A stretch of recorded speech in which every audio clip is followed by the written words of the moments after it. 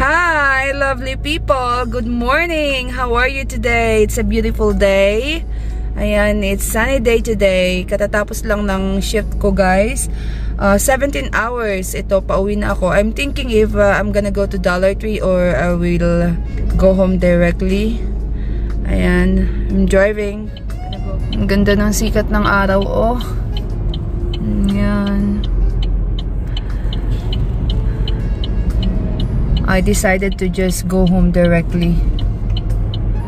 Kasi nagugutom na ako. Ang last na kain ko kahapon pa ng 4 PM. Yan oh.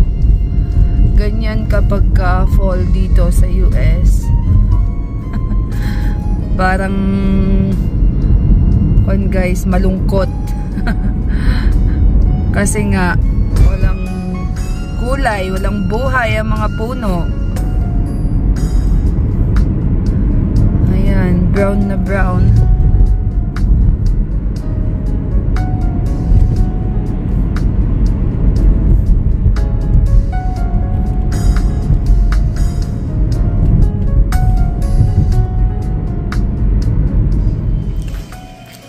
Yay, now in the house. Say hi.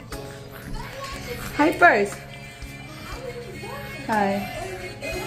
Oh, so careful ah.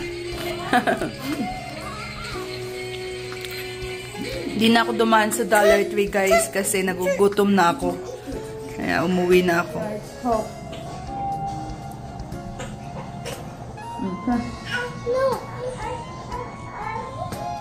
A hawk. Yeah. A hawk. A hawk. A hawk. Yeah, hawk. You hawk here? Yeah, you see? Look at hawk. Hawk. No, hawk here. Yeah, also there in your pants because they are partner. Yay! Hug mama and say thank you. Hug mama. Nathan, here.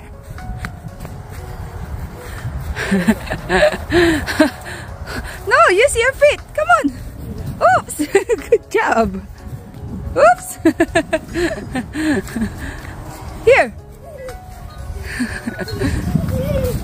Oops.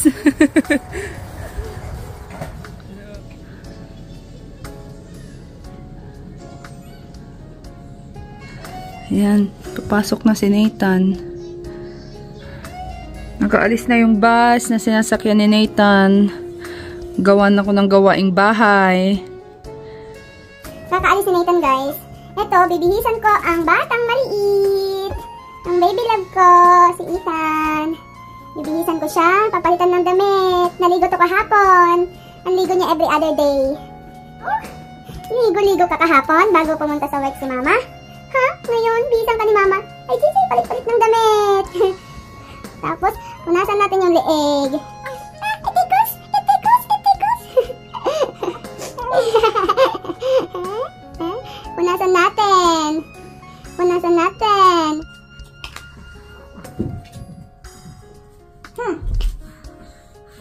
Napalitan ko na siya ng damit. Nalinisan ko na siya. Ayan, nilagay ko na siya dito sa swaddle niya. And then, padidihin. Ano, bebe? And then, after niya magdede, patutulugin ko na siya. Yes, I'm talking about you.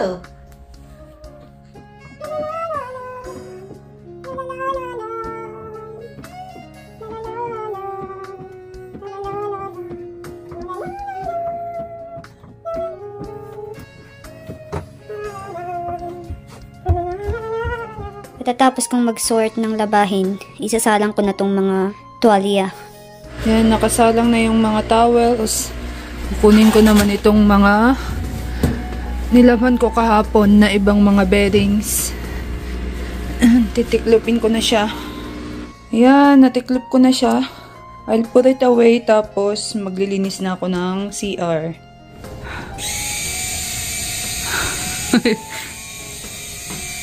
Now there is water coming up. Okay, still. Busy din eh. Yes. Look at this. Eyes. Eyes. Nose. Just like this, your nose.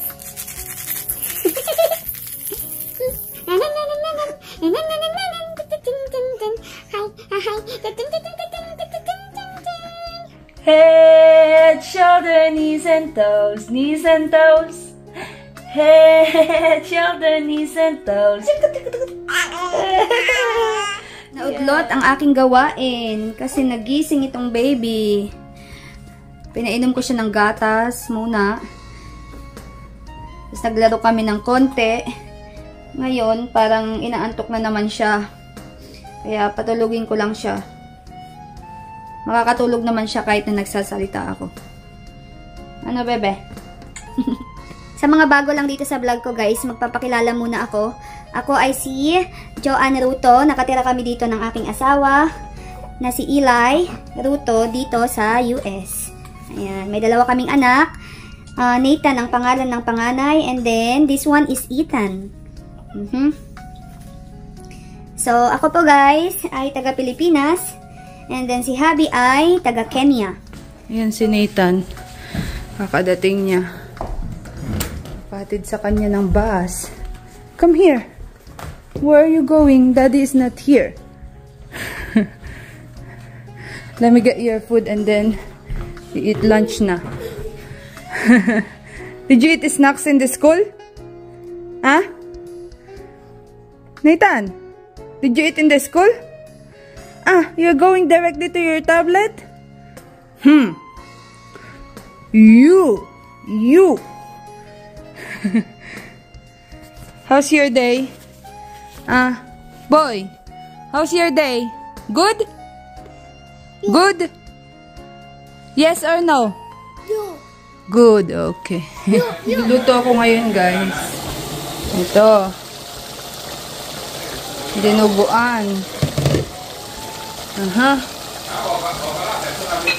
Lagyan na natin tong pepper.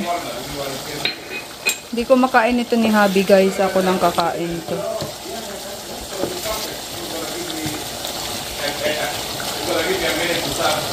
Patuyuan lang natin konti.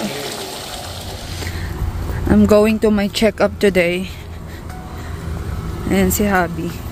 Kaayos ng car.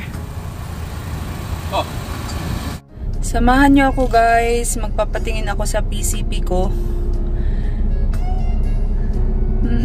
Kasi mataas yung glucose ko. And then magpapa-annual check-up na rin ako. Annual wellness. Si Habi naggagawa ng sasakyan dyan. Iwan sa kanya yung baby. Tara na! Dito na ako sa clinic. Sa Mercy Clinic. Yan, just waiting. Kaka-check-in ko lang. Yung Christmas tree, oh. Pasko na dito. Tapos may maliit na Christmas tree doon. Cute. Hi guys! Katatapos lang ng check-up ko sa PCP ko. Normal naman lahat ng vitals ko. Pero pinapabalik nila ako for fasting blood work within 2 weeks. So, iti-test nila ako, guys, further. Kasi medyo mataas yung glucose ko, guys, for fasting. Nasa 104 minsan nasa 109. Ang normal kasi, guys, is below 100. So, kailangan i-test nila ako further. Pero yung 1 hour after meal ko, normal naman kahit yung 2-hour glucose test ko nung postnatal. Glucose test, normal naman yung lumabas. Pero kailangan ng further testing. Okay, ayan, so pauwi na ako pero medyo magpapahinga muna ako saglit, guys, bago ako uuwi kasi pag umuwi ako madami na namang gagawin sa bahay, maglilinis, magluluto, mag-aalaga ng bata. Ayan, so habang nagpapahinga ako, guys, naisip ko magkwento-kwento muna ako sa inyo.